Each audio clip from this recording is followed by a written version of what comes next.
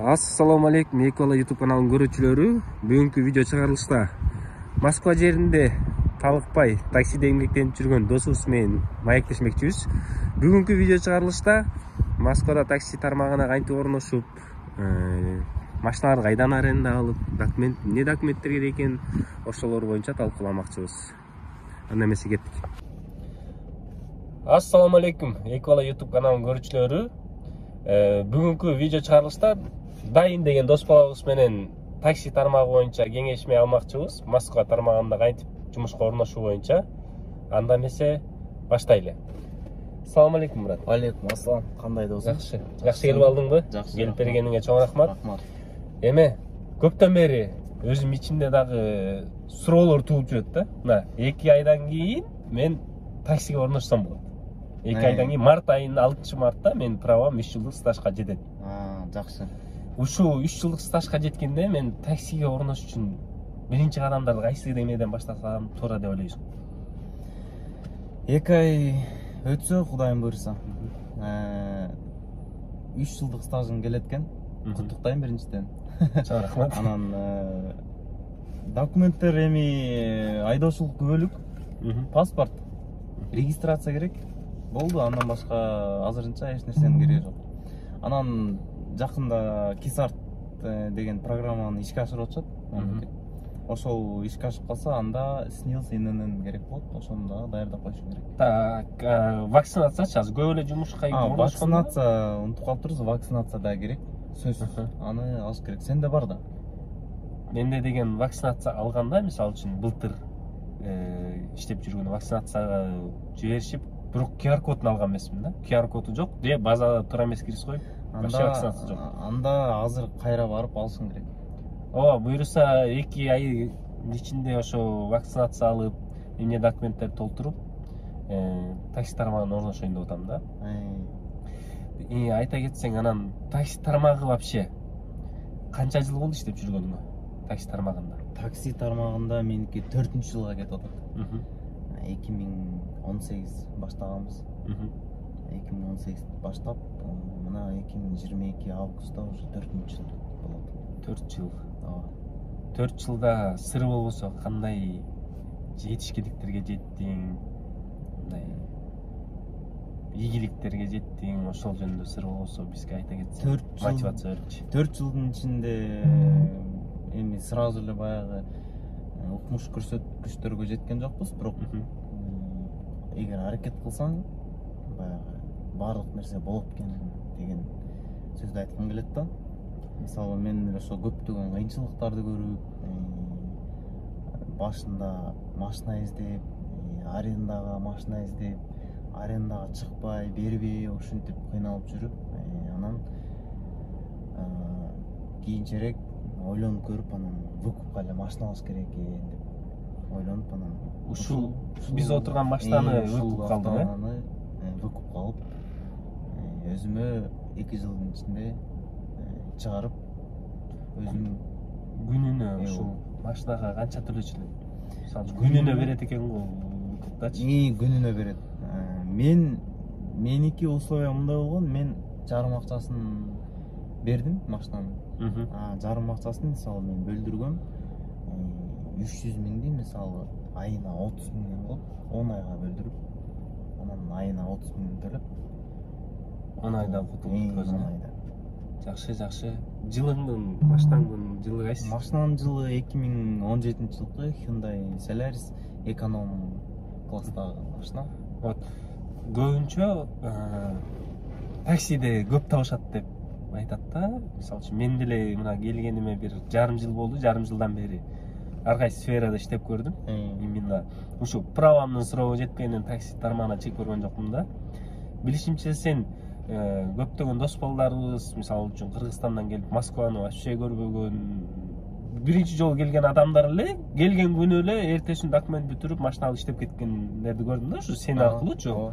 Мисалы үчүн чынында эртең мисалы үчүн Кыргызстандан бирөө учуп келсе, канча күнүн ичинде орношуп иштеп кетет дегеним да. Биринчи эле келгенден баштап эле келип эле регистрацияга тапшырыш керек. Регистрацияга тапшыргандан кийин эми ал бир жуманын ичинде же бир жуманын аралыгында келип атат азыр регистрациялар. Бир жуманын аралыгында даяр болуп, бир жуманын аралыгында вакцина ала элек болсо барып вакцина алып, ошонун баарын вакцинаны бул жакта баягы сөзсүз түрдө алыш керек деген талаптарды коюп атышат да.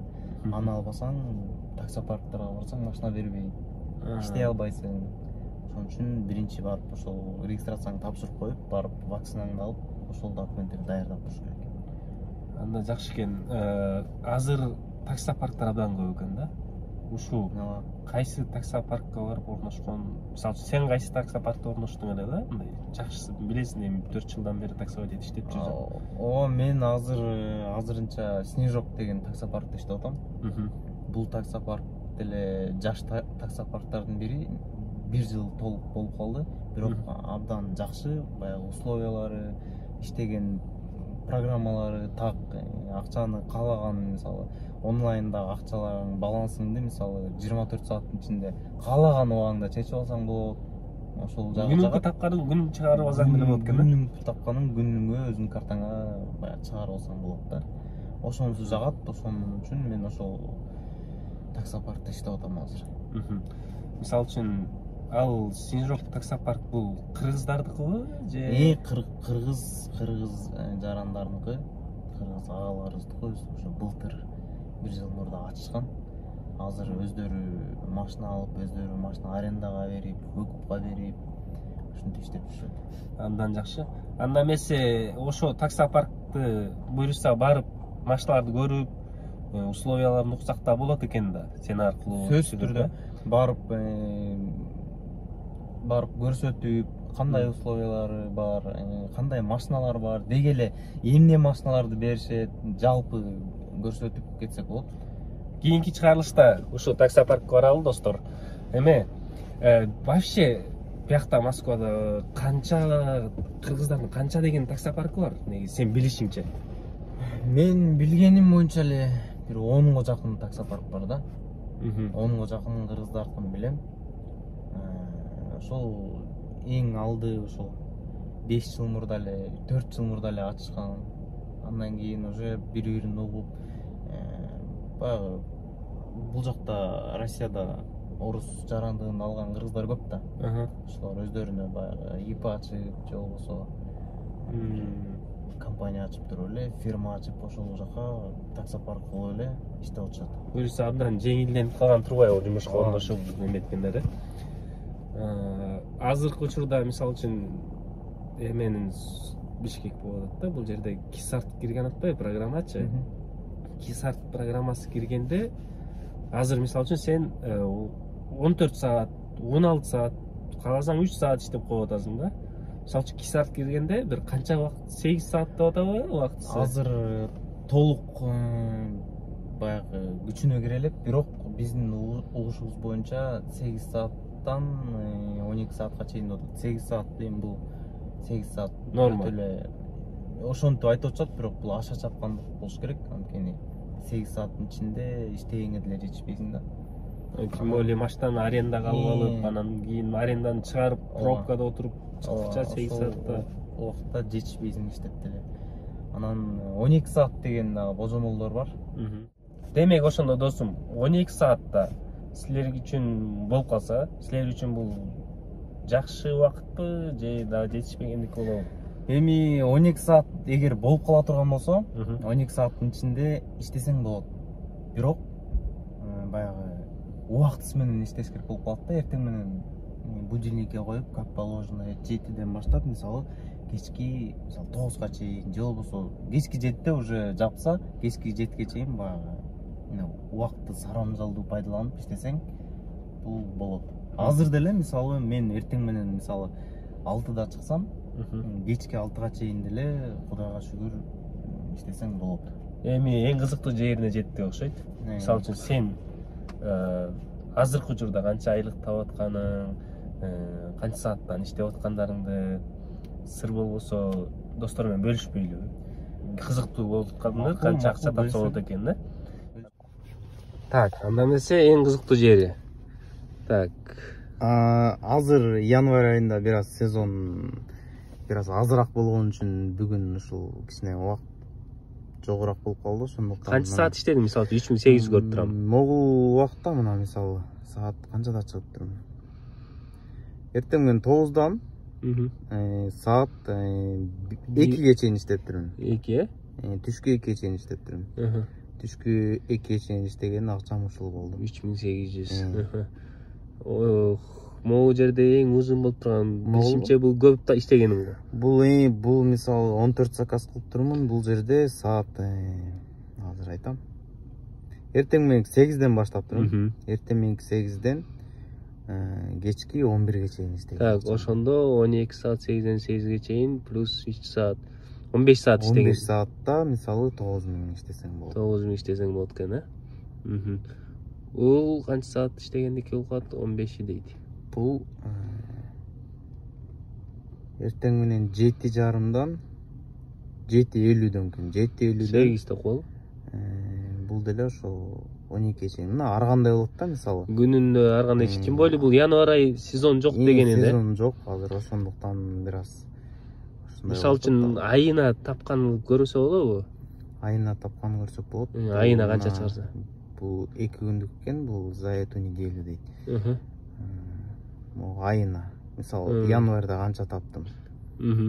Декабрь эң көп көрсөткүчтүү болот, э? 160 000. Бул жерде расходко канчасы кетет? Бул жерде расходко мисалы 1000ге бензин куясың күнүнө. Анан эми тамак ичесиң.